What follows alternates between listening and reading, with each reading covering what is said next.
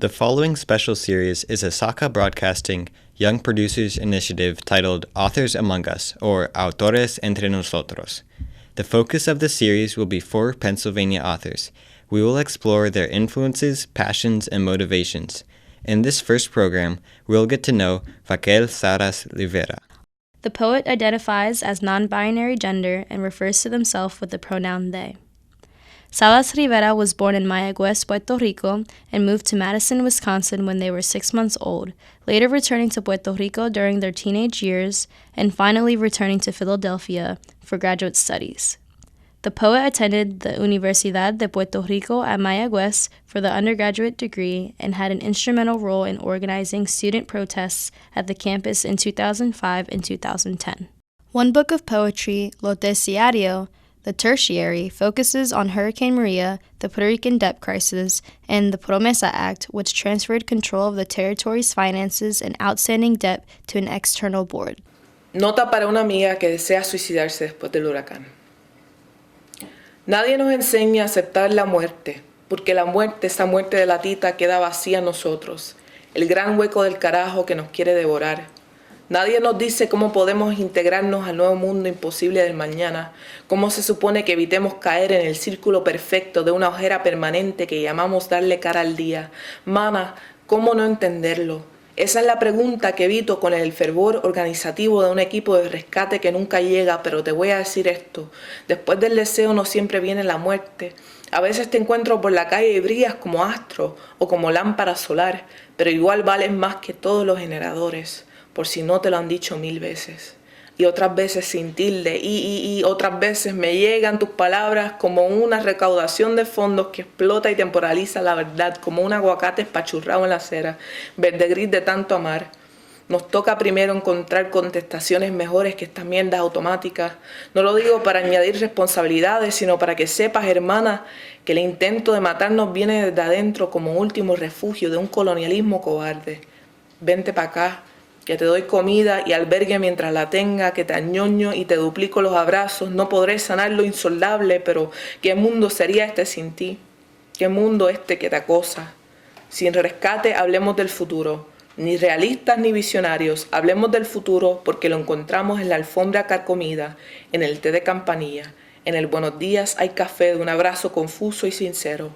Tenemos cama y memoria, tuya para siempre, Raquel. Note for a friend who wants to commit suicide after the hurricane. No one teaches us to accept death because death, that canned death, stays empty inside. The great hole of fuck it that wants to devour us. No one explains how we can become part of the impossible new world that is tomorrow, or how we are supposed to avoid falling into the perfect and permanent under-eye circle we call facing the day. Mana, how not to understand? That is the question I avoid with the organizational fervor of a rescue team that never arrives. But I'll tell you this, desire isn't always followed by death. Sometimes I run into you in the street and you shine like an orb or a solar lamp, but you are still worth more than all the generators, in case you haven't been told 1,000 times. Other times without tilde, other times your words reach me like a fundraiser that explodes and temporalizes truth, like an espachurrao, squashed, flattened, spread aguacate on the sidewalk, green-gray from so much loving. We first have to find better answers than these automatic things. I don't say this to add responsibilities, but rather so that you know, sister, that the attempted murder comes from within, like the last refuge of a cowardly colonialism. Come here, and I'll give you food and shelter while I have it. Que tañoño will cuddle, spoil, hold, and rock and sing you, and will duplicate the hugs. I can't heal the fathomless, but what kind of world would this be without you? What kind of world is this that harasses you? Without rescue, let's speak of the future. Not as realists, not as visionaries. Let's speak of the future because we will find it in a moth-eaten rug, in the tea of the drunken tree. In the buenos dias there is coffee of a confused and sincere embrace. We have a bed and we remember. Yours forever, Raquel. Thank you. A strong influence in Salas Rivera's writing is Puerto Rico, its culture, social political status, and its environment. During the reading, a student asks what can be done to help Puerto Ricans in their struggles. So in that sense, I think any relationship that's like, oh, poor Puerto Ricans is not going to be helpful. I think any kind of gesture that is more like putting more power and autonomy in the people on the island to make their own decisions is really the way to go. What that means practically, being here, means like you have a Puerto Rican community in Lancaster that's very large, and I think the place is really important and where you're working and collaborating. So like I would say, if you're really interested in helping, to reach out to like the Puerto Rican community, the organizations who are working with the Puerto Rican community in Lancaster, because a lot of Puerto Ricans from the island moved here and they're here. So it's not, I think it's an error to think of it like there's there and there's here, and those things are like separate. They're actually really intertwined, and I think that if you want to help like Puerto Ricans, you might start in your city with like folks who need real material help here with things like navigating the United States, coming from a place that speaks primarily Spanish, and which, there's a myth that Puerto Ricans are bilingual, but it's maybe like 12% of the population that's bilingual. Most Puerto Ricans can only speak Spanish. As I was working after the hurricane, one of the most difficult things was folks doing practical things like getting their ID, or like, just getting some basic services, because to navigate the world, y'all are taking a Spanish class, you know how hard it is to just say basic things. Imagine if your entire world was like that, and also you're confronted with constant hostility because you're not speaking the dominant language.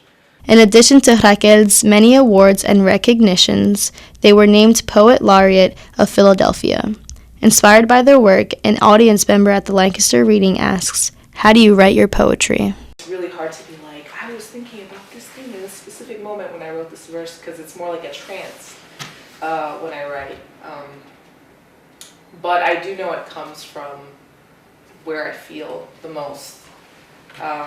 And I think that this book in particular grapples with the use of abstract language to talk about real people, and the use of a distancing move to be like, these people, right? Rather than like, my people. And kind of, there should be, whether or not that's how it gets heard or read, a kind of contrast between the more moments in which there's humor or affect or joy in what I'm writing, and kind of Marx's language, which is actually, ironically, a distancing language, and the language of the Promesa Bill, which also does this kind of distancing move where it talks about Puerto Rico as an abstraction. And I think that when we distance ourselves from something, it makes it easier to treat it like a thing. Finally, Raquel was asked to give an opinion on what should ultimately be the political status of Puerto Rico. Imagine how intense it is that the three major electoral political parties are all split up along the lines of how to answer this question. So like, my answer to that is that I believe in, if you were to ask back when the US became the US, if you were to ask or take a poll and be like, how many people in this colony of Britain believe that this should be its own country? Right? Like, what would that poll do? I don't know how to answer that.